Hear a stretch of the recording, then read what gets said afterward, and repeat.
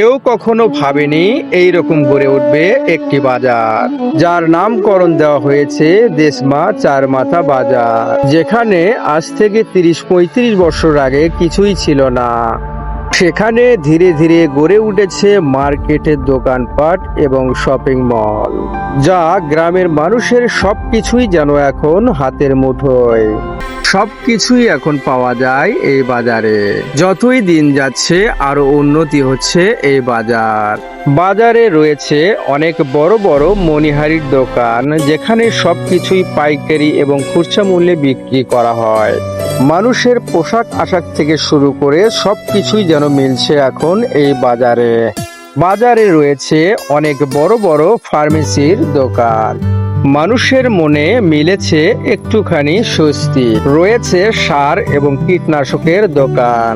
তার পাশাপাশি গড়ে উঠেছে একটি রাইস মিল, যা গ্রামের মানুষের জন্য অনেকটাই সুবিধা হয়ে উঠেছে। ভিডিওটা যদি ভালো লেগে থাকে আপনাদেরকে অবশ্যই একটা লাইক, একটা কমেন্ট, একটা শেয়ার করে দেবেন, যাতে সবাই দেখতে পারে।